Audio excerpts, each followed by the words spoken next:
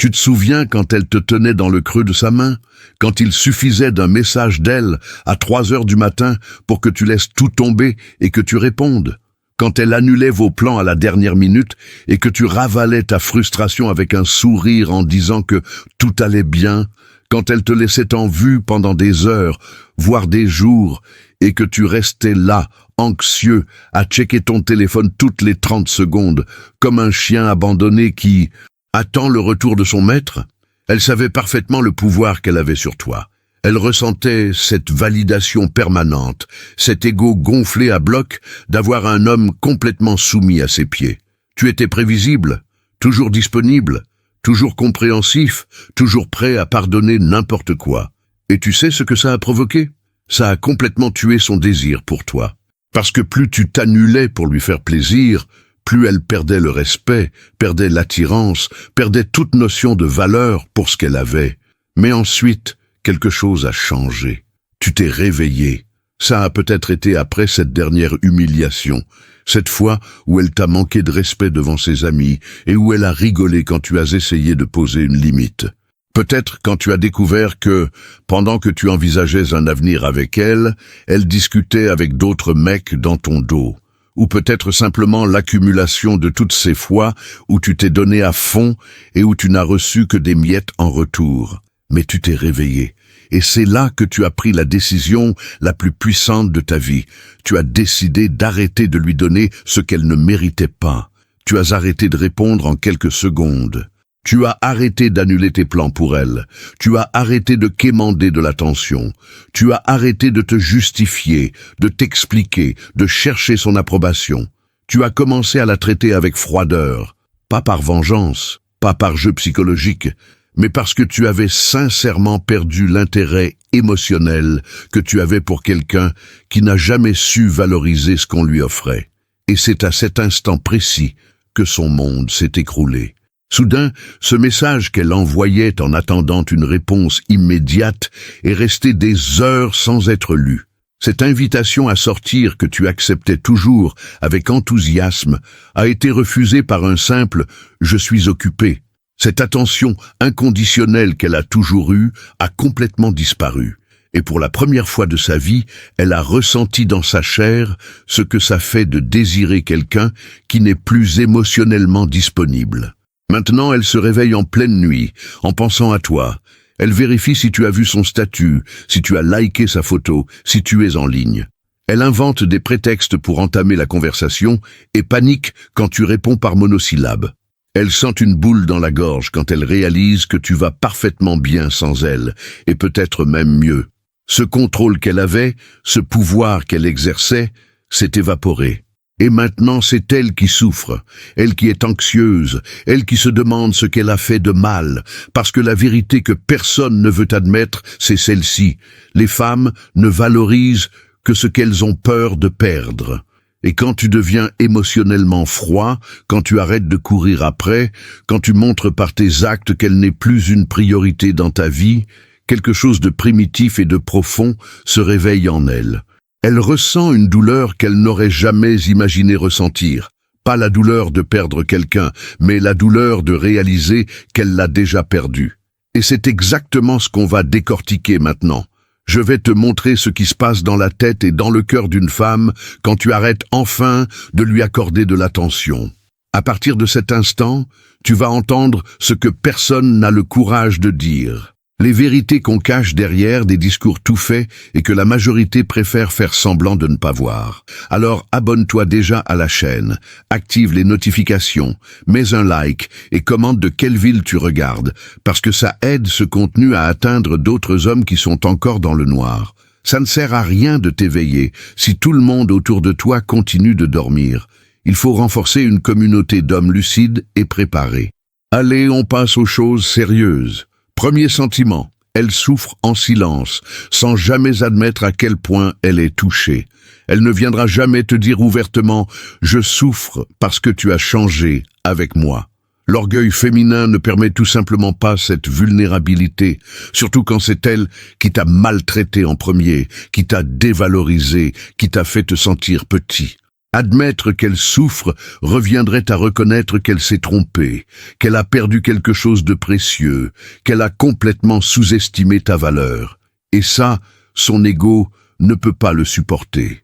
Alors elle souffre en silence, portant cette douleur comme un poids secret qui la ronge de l'intérieur. Le jour, elle garde le masque, fait comme si tout allait bien, poste sur les réseaux, comme si elle vivait ses meilleurs jours, sort avec ses copines, rit trop fort, essaie de convaincre le monde, et surtout elle-même, qu'elle s'en fiche de ta froideur.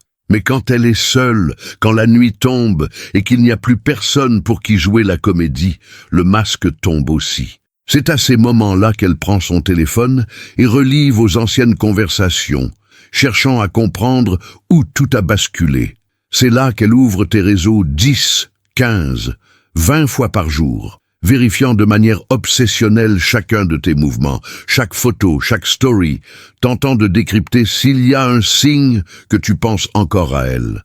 Le pire pour elle, c'est que personne autour ne comprend ce qui se passe. Ses amis remarquent qu'elle est différente, plus silencieuse, plus distante, mais elle n'avouera jamais la vérité. Si quelqu'un lui pose des questions sur toi, elle répond avec mépris, disant qu'elle a tourné la page depuis longtemps ou qu'elle n'y pense même plus. Mais à l'intérieur, elle est en guerre contre elle-même. Il y a une partie d'elle qui veut écrire, qui veut briser la glace, qui veut trouver n'importe quel prétexte pour reprendre contact. Mais il y a une autre partie, celle dominée par l'orgueil, qui ne lui permet pas de montrer la moindre faiblesse. Alors, elle reste coincée dans ce limbo douloureux, espérant que ce soit toi qui fasses le premier pas, que tu reviennes la chercher comme avant, que tu montres que tu tiens encore à elle.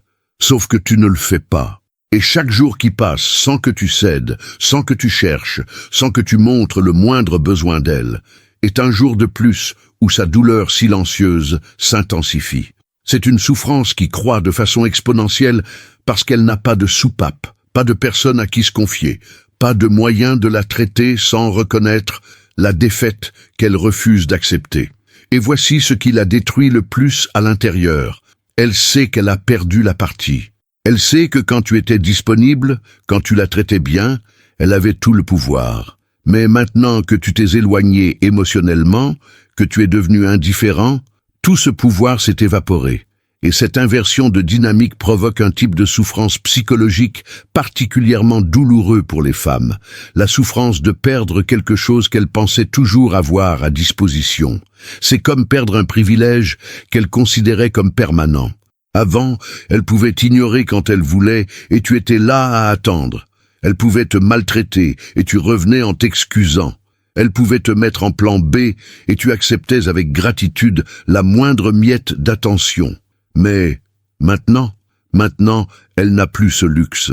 Et la privation de ce pouvoir qu'elle exerçait si confortablement est une torture qu'elle porte seule, en silence, sans pouvoir la partager avec qui que ce soit.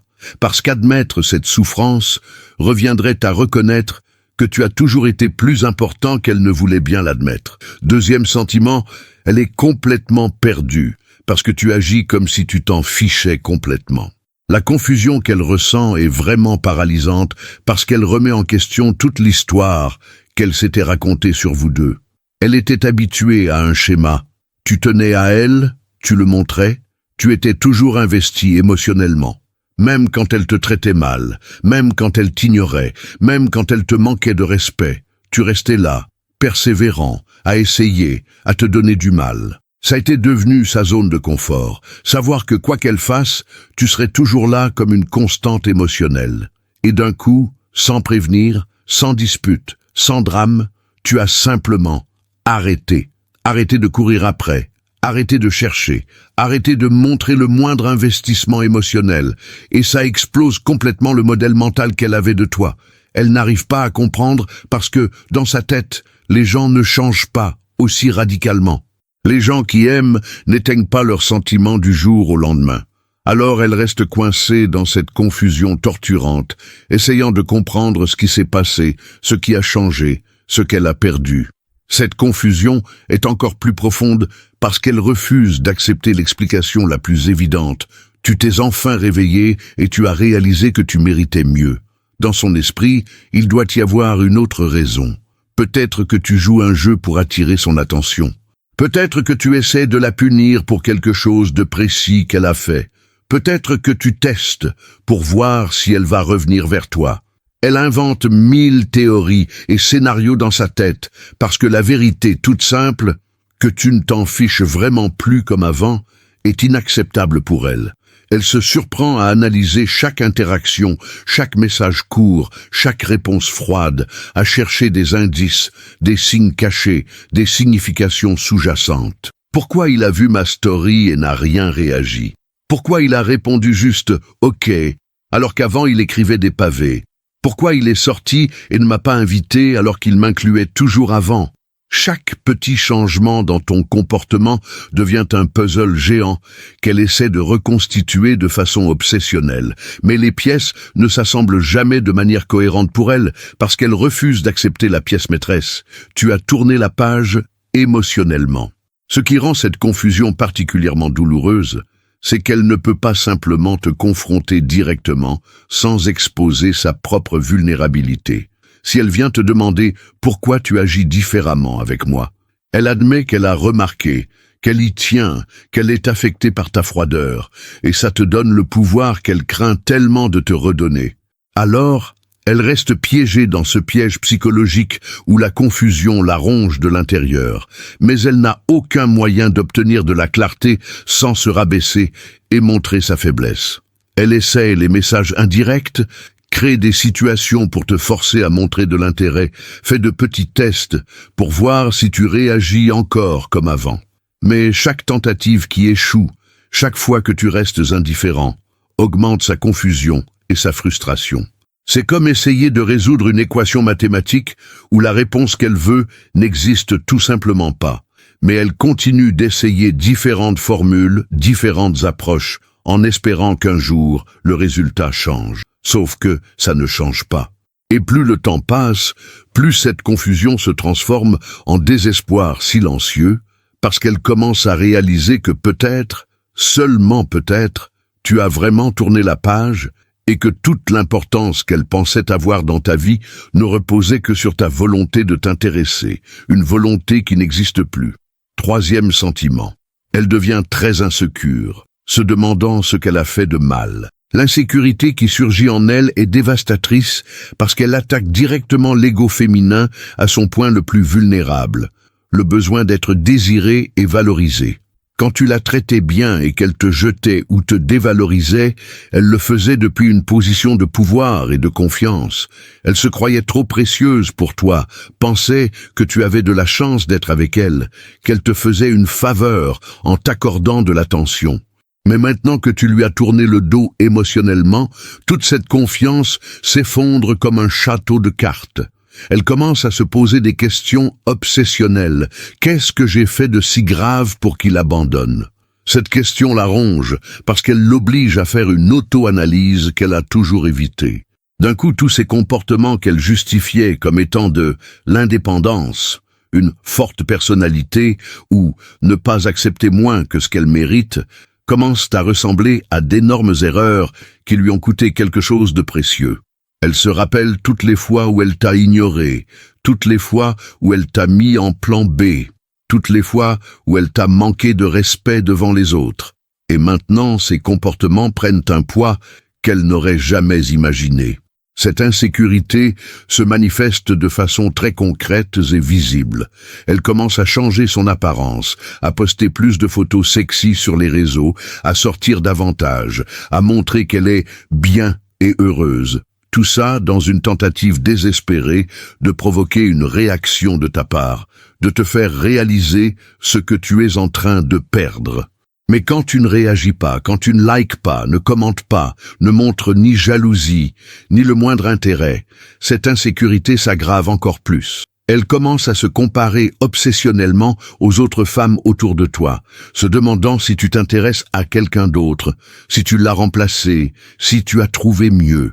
Chaque femme qui interagit avec toi sur les réseaux devient une menace potentielle dans sa tête. Chaque photo de toi en groupe est analysée minutieusement pour repérer une présence féminine. Et le pire, elle commence à remettre en question sa propre valeur en tant que femme. Est-ce que je ne suis pas assez jolie, Pas assez intéressante. Est-ce qu'il a vu des défauts en moi que je ne vois pas moi-même? Ces questions la hantent en permanence, surtout la nuit quand elle est seule. Parce que pour la première fois, elle vit ce que toi tu ressentais quand elle te rejetait. Cette sensation torturante de ne pas être assez bien pour quelqu'un. L'aspect le plus cruel de cette insécurité, c'est qu'elle n'a personne d'autre à blâmer qu'elle-même.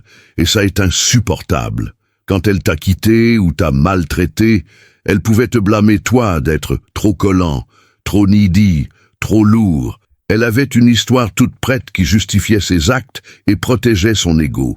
Mais maintenant l'histoire est complètement retournée. Tu n'es pas collant, tu es distant, tu n'es pas needy, tu es indépendant. Tu n'es pas lourd, tu es indifférent. Alors contre qui peut-elle diriger sa colère? Il ne reste plus qu'elle-même, et assumer cette responsabilité, reconnaître qu'elle a perdu quelque chose de précieux à cause de ses propres attitudes, génère un type d'insécurité qui détruit son estime d'elle-même de l'intérieur. Elle se surprend à checker ton profil sans arrêt, à ruminer sur les anciennes conversations, à imaginer des scénarios où elle aurait agi différemment, à se martyriser avec des « et si j'avais su le valoriser quand j'en avais l'occasion ?» Cette insécurité devient une compagne constante et silencieuse, une petite voix dans sa tête qui ne s'arrête jamais de murmurer « Tu as tout gâché, tu as perdu quelqu'un qui tenait vraiment à toi, et maintenant c'est trop tard. » Et chaque jour où tu restes froid et distant est une confirmation douloureuse de plus que cette voix a peut-être raison. 4e sentiment. Elle regrette tes messages et la façon dont tu la faisais se sentir importante. Il y a quelque chose de terriblement ironique dans le fait qu'elle n'a réalisé la valeur de tes messages que lorsqu'ils ont cessé d'arriver. Avant, quand tu lui envoyais ton bonjour tous les matins, quand tu lui demandais comment s'était passée sa journée, quand tu montrais un intérêt sincère pour les détails de sa vie, elle considérait tout ça comme quelque chose de banal, comme une obligation, comme le minimum que tu devais faire. Souvent, elle ne répondait même pas avec enthousiasme, laissait exprès en vue, répondait par monosyllabes juste pour montrer qu'elle n'était pas si intéressée que ça. Dans sa tête, tu étais juste un mec de plus désespéré pour de l'attention féminine, et elle pouvait se permettre d'être indifférente parce qu'elle pensait que tu serais toujours là, toujours à essayer, toujours à chercher. Mais maintenant, son silence à elle est assourdissant. Le téléphone qui vibrait sans arrêt avec tes messages reste muet, et ce silence hurle à quel point cette attention constante était précieuse. Elle réalise, trop tard, que tu n'étais pas lourd ni collant. Tu étais attentionné et présent, et maintenant que c'est fini, il y a un vide dans sa routine que rien ne peut combler. Ce qui la ronge le plus, c'est de réaliser que personne d'autre ne la fait se sentir importante comme toi tu le faisais. Les autres mecs auxquels elle accorde de l'attention maintenant ne lui demandent pas de détails sur sa vie, ne se souviennent pas des choses qu'elle mentionnait en passant, ne montrent pas cet intérêt sincère et profond que tu avais. Ils envoient des messages superficiels, l'invitent à sortir sans investir émotionnellement, disparaissent pendant des jours sans explication. Et elle comprend enfin de façon douloureuse et claire la différence entre un homme qui tient vraiment à elle et des mecs qui veulent juste quelque chose de passager. Elle se souvient comment tu lui demandais des nouvelles de cet examen important qu'elle devait passer, comment tu lui envoyais des messages d'encouragement avant une réunion au travail, comment tu sentais quand elle allait mal, même quand elle disait que tout allait bien. Tu la connaissais vraiment, tu faisais vraiment attention, tu t'intéressais vraiment. Et maintenant que tu ne fais plus rien de tout ça, elle ressent un vide émotionnel énorme qu'elle n'arrive pas à combler. Ce genre d'attention masculine sincère et désintéressée est rare, et elle l'a gaspillé comme si c'était banal. Et il y a quelque chose de particulièrement cruel dans la façon dont ce manque se manifeste au quotidien. Ce sont les petits moments qui font le plus mal. Quand quelque chose de bien lui arrive et qu'elle pense automatiquement à te le raconter, mais se rappelle que tu t'en fiches. Quand elle va mal et cherche son téléphone pour se confier à toi, mais réalise qu'elle n'a plus ce privilège. Quand elle voit quelque chose qui te ferait rire et va instinctivement te l'envoyer, mais se retient parce qu'elle sait qu'elle aura une réponse froide ou rien du tout. Elle se surprend à écrire des messages pour toi et à les supprimer avant d'envoyer, à inventer des prétextes bidons pour entamer la conversation, mais à abandonner par orgueil. Le pire, c'est qu'elle ne peut pas simplement dire « tu me manques quand tu tenais à moi », sans admettre que c'est elle qui a détruit ça, que c'est elle qui a traité ton attention comme quelque chose sans valeur. Alors, elle porte cette nostalgie en silence, et chaque jour qui passe sans cette attention que tu lui donnais devient un rappel douloureux qu'elle avait quelque chose de précieux entre les mains et qu'elle l'a jeté par pur orgueil et stupidité. Maintenant, elle regarde son téléphone en espérant voir ton nom apparaître, mais elle ne trouve que du silence. Et ce silence fait plus mal que n'importe quelle dispute, que n'importe quelle rupture dramatique, parce que c'est le silence de quelqu'un qui a simplement arrêté de s'intéresser. 5e sentiment. Elle se sent remplacée même par tes amitiés. Ce qui la détruit vraiment à l'intérieur, c'est de réaliser que tu ne t'es pas seulement éloigné d'elle sur le plan romantique, mais que toute ta vie a continué sans l'inclure dans absolument rien. Avant, même quand vous vous disputiez ou quand elle te traitait mal, tu la gardais quand même dans ton cercle social d'une façon ou d'une autre. Elle était incluse dans les sorties, les rencontres avec les amis, les fêtes, les plans du week-end. Elle se sentait faire partie de ta vie de manière globale, pas seulement en tant qu'intérêt romantique, mais comme quelqu'un d'intégré à ton monde.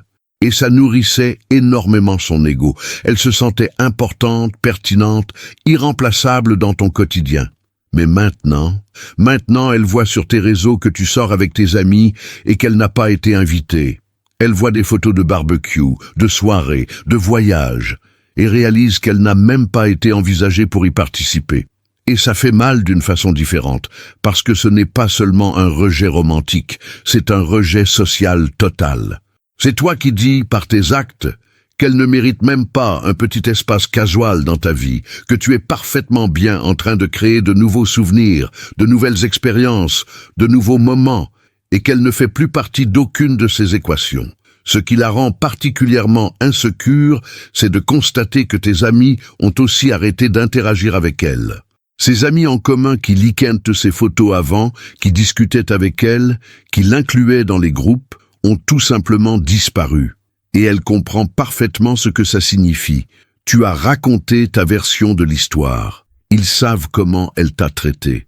Et contrairement à ce qu'elle imaginait, que tout le monde serait de son côté ou que personne ne s'en soucierait, ils t'ont choisi toi. Ça ébranle profondément le récit qu'elle s'était construit, selon lequel tu étais le problématique et elle la victime. Si tes amis sont de ton côté, s'ils ont coupé le contact avec elle, alors clairement le problème n'a jamais été toi. Elle commence à comprendre que les gens autour de vous voyaient la réalité, que tu étais le mec bien qu'elle traitait mal, et qu'elle était la personne problématique qui ne valorisait pas ce qu'elle avait. Cette prise de conscience est humiliante pour elle, parce que ce n'est pas seulement toi qui l'as rejetée, c'est tout un groupe de personnes qui a été témoin de son comportement, et qui a conclu qu'elle ne méritait pas d'être là. Et il y a un aspect particulièrement douloureux dans cette exclusion sociale. Elle réalise que tu es en train de créer de nouvelles connexions, de rencontrer de nouvelles personnes, de construire de nouveaux cercles sociaux, et qu'elle n'a absolument aucun accès à tout ça. Avant, même à distance, elle avait encore ce sentiment de proximité parce qu'elle était intégrée à tes amitiés. Elle connaissait les gens importants de ta vie, participait aux événements, avait ce sentiment d'appartenance. Maintenant, elle est une parfaite étrangère dans ton univers. Tu as des amis nouveaux qu'elle ne connaît même pas. Tu vas dans des endroits où elle n'est pas la bienvenue. Tu as construit toute une vie sociale où elle n'existe tout simplement plus. Et ça provoque chez elle une sensation de perte bien plus grande que de simplement te perdre sur le plan romantique. Elle a perdu tout un mode de vie, tout un groupe social, tout un réseau de connexions qui la faisait se sentir valorisée et incluse. Pire encore, elle voit que tu ne souffres pas de cette séparation sociale. Tu n'es pas isolé, triste, sans amis. Au contraire, tu as l'air plus heureux, plus connecté, plus intégré socialement que jamais. Et ça lui fait comprendre de façon brutale qu'elle était dispensable à tous les niveaux, que ta vie n'a pas seulement continué sans elle, ta vie s'est améliorée sans elle. Et ça, c'est une pilule impossible à avaler. 6e sentiment. Elle commence à se demander si tu penses encore à elle. Cette question devient une obsession qui la consume à chaque instant de la journée. Elle se surprend à imaginer, est-ce qu'il pense encore à moi quand il voit quelque chose que j'aimais? Est-ce qu'il se souvient de nos moments ensemble? Est-ce que je traverse encore son esprit quand il est seul? Et ce qui la torture le plus, c'est que toutes les preuves pointent vers une réponse qu'elle refuse d'accepter. Probablement pas. Tu continues ta vie avec une normalité qui la rend désespérée. Tu n'envoies pas de messages nostalgiques, tu ne likes pas de vieilles photos, tu ne montres aucun signe qu'elle occupe encore une place dans ton esprit. Et ça est dévastateur pour elle parce que quand elle te jetait ou te traitait mal, elle partait toujours du principe que tu continuerais à penser à elle, à la désirer, à la vouloir. C'était réconfortant de savoir que même en la maltraitant, tu la valorisais encore. Mais maintenant, cette certitude s'est complètement évaporée. Et elle est perdue dans un océan de doute sur le fait d'avoir encore la moindre importance dans ta vie, ou si tu l'as complètement oubliée et tourné la page pour de bon. Ce qui amplifie cette insécurité, c'est le contraste brutal entre la façon dont tu agis maintenant et la façon dont tu agissais avant. Avant, elle savait que tu pensais à elle constamment. Tu le montrais par des messages inattendus, des petits gestes, une attention permanente. Elle n'avait jamais besoin de se demander si elle occupait ton esprit parce que c'était évident. Et même quand elle t'ignorait ou te rejetait, il y avait un confort sadique à savoir que tu étais encore là, à penser à elle, à la vouloir, à l'attendre. Mais maintenant tu es une page complètement blanche. Tu ne donnes aucun signe. Tu ne laisses aucune trace, tu n'offres aucune garantie qu'elle compte encore un minimum pour toi, et cette ambiguïté est torturante parce que l'esprit humain cherche naturellement des réponses, des schémas, une forme quelconque de certitude. Mais toi, tu n'offres rien, tu es un mystère total. Et plus elle essaie de décrypter si tu penses à elle ou pas, plus cette incertitude la consume. Parce que chaque jour sans signe de ta part est un indice de plus que peut-être tu l'as vraiment effacé complètement de ta vie émotionnelle. Cette question devient particulièrement angoissante la nuit quand elle est seule avec ses pensées. C'est à ces moments-là qu'elle invente des scénarios dans sa tête. Est-ce que quand il entend cette chanson qu'on écoutait ensemble, il pense à moi? Est-ce que quand il passe devant l'endroit où on allait, il ressent quelque chose? Elle veut désespérément croire que oui, que d'une façon ou d'une autre, elle a laissé une marque indélébile dans ta vie, que tu ne peux pas simplement l'effacer de ta mémoire, comme si elle n'avait jamais existé. Mais la réalité froide, c'est que tu sembles avoir fait exactement ça. Tu ne montres aucune nostalgie, aucune saudade, absolument rien qui indique qu'elle occupe la moindre place dans ton esprit. Et ça lui fait ressentir quelque chose de pire que le rejet. Ça la fait se sentir insignifiante. Parce qu'être rejetée, mais savoir quand même que tu penses à elle serait douloureux. Mais au moins, ça confirmerait qu'elle a eu un impact. Mais la possibilité que tu ne penses plus du tout à elle, qu'elle soit devenue si insignifiante qu'elle ne mérite même pas une pensée occasionnelle, est absolument destructrice pour son ego. C'est comme si toute votre histoire avait été effacée de ta mémoire, et qu'elle était devenue juste une personne de plus qui est passée dans ta vie et qui a été oubliée sans laisser de traces. Et cette possibilité d'être complètement oubliable est le cauchemar psychologique qui la tient éveillée au milieu de la nuit. 7e sentiment. Elle ressent de la colère, parce que tu ne montres pas de souffrance. La colère qui grandit en elle est viscérale et contradictoire, parce qu'au fond elle est furieuse contre ta paix. Elle espérait, non, elle avait besoin que tu souffres autant qu'elle souffre maintenant. Dans sa tête, quand elle t'a jeté ou t'a maltraité, tu aurais dû être brisé, dévasté, passer des mois ou des années en dépression, incapable de tourner la page. Cette souffrance aurait été la validation qu'elle cherchait de son importance, de son impact réel dans ta vie. Mais tu ne lui donnes pas cette satisfaction, tu ne postes pas d'indirect triste, tu n'écoutes pas de chansons mélancoliques, tu n'as pas l'air abattu sur les photos. Au contraire, tu as l'air au meilleur de ta forme. Tu souris sur les photos, tu sors avec tes amis, tu vis une vie pleine et heureuse. Et ça la met absolument hors d'elle, parce que ça expose une vérité qu'elle ne veut pas accepter. Tu ne souffres pas parce que tu as vraiment tourné la page. Tu ne fais pas semblant d'être fort. Tu vas vraiment bien. Et cette constatation est une gifle monumentale pour son ego. Cette colère se manifeste de façon très précise et révélatrice. Elle commence à dire du mal de toi à ses amis, à construire des récits où tu es le méchant, où tu es l'insensible, où tu ne t'es jamais vraiment intéressé à elle. Elle a besoin de ce récit pour justifier sa propre colère, parce qu'admettre la vérité, que tu as simplement guéri et tourné la page pendant qu'elle restait coincée dans le passé, reviendrait à reconnaître qu'elle a perdu quelque chose de précieux. Alors elle te transforme en monstre que tu n'as jamais été. Il ne m'a jamais vraiment aimé, sinon il souffrirait.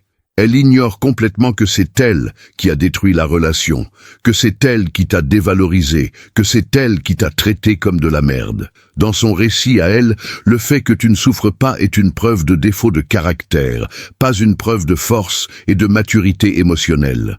Et quand ses amis essaient de lui rappeler la réalité, qu'elle t'a maltraité et que tu as tout à fait le droit d'aller bien, elle s'énerve encore plus parce qu'elle ne veut pas entendre la vérité. Elle veut une validation pour la colère qu'elle ressent, même si cette colère est complètement irrationnelle et injuste. L'aspect le plus révélateur de cette colère, c'est qu'elle montre à quel point elle voulait avoir le pouvoir sur tes émotions. Elle voulait être si importante que tu sois détruit sans elle. Elle voulait que ta vie s'écroule, que tu la supplies de revenir, que tu montres que tu ne pourrais jamais être heureux sans elle. Ça aurait été la validation ultime de sa valeur, être si irremplaçable que son absence te ruine complètement. Mais tu lui as retiré ce pouvoir. Tu as démontré que non seulement tu peux vivre sans elle, mais que tu peux prospérer sans elle. Que tu es plus fort, plus résilient, plus mature émotionnellement qu'elle ne l'aurait jamais imaginé. Et ça la met en rage, parce que ça détruit complètement le récit de supériorité qu'elle s'était construit. Dans sa tête, elle était le prix, toi, tu étais le chanceux. Elle était celle qui commandait, toi celui qui obéissait. Elle avait le pouvoir, toi le besoin. Mais maintenant, cette dynamique est complètement inversée, et tu prouves par tes actes que tu n'as jamais eu besoin d'elle autant qu'elle a besoin de toi maintenant. Et cette inversion de pouvoir, cette perte de contrôle sur tes émotions, génère en elle une colère proportionnelle à la façon dont elle a surestimé sa propre valeur et sous-estimé la tienne. C'est la colère de celle qui a perdu un jeu dont elle était certaine de gagner. 8e sentiment, elle est irritée de voir que le jeu s'est retourné. L'irritation qui s'empare d'elle est différente de la colère. Elle est plus subtile, plus constante, plus corrosive. C'est cette sensation permanente de frustration de réaliser que les règles du jeu ont complètement changé et qu'elle n'a plus les cartes en main. Avant, elle dictait le rythme de la relation. Elle décidait quand vous parliez, quand vous vous voyiez, quelle quantité d'attention elle allait te donner. Elle avait le contrôle total de la dynamique parce que tu étais toujours disponible, toujours en attente, toujours prêt à accepter les miettes qu'elle te jetait. Ça lui donnait un sentiment de pouvoir qu'elle adorait exercer. À n'importe quel moment, elle pouvait te ramener ou t'éloigner et tu réagissais exactement comme elle l'attendait. Mais maintenant tu ne joues plus selon ses règles. Tu n'es plus disponible émotionnellement. Tu ne réagis plus à ses provocations. Tu ne montres pas de jalousie quand elle essaie de te titiller. Et ça l'irrite profondément parce qu'elle a complètement perdu le contrôle de la situation. C'est comme s'asseoir à une table de poker où tu gagnais toujours et réaliser soudain que ton adversaire a changé complètement de stratégie et que maintenant tu perds main après main sans comprendre comment le jeu a tourné. Cette irritation s'intensifie chaque fois qu'elle essaie d'utiliser les vieilles tactiques et réalise qu'elles ne fonctionnent plus du tout. Elle poste une photo sexy, tu ne likes pas et ne commentes pas.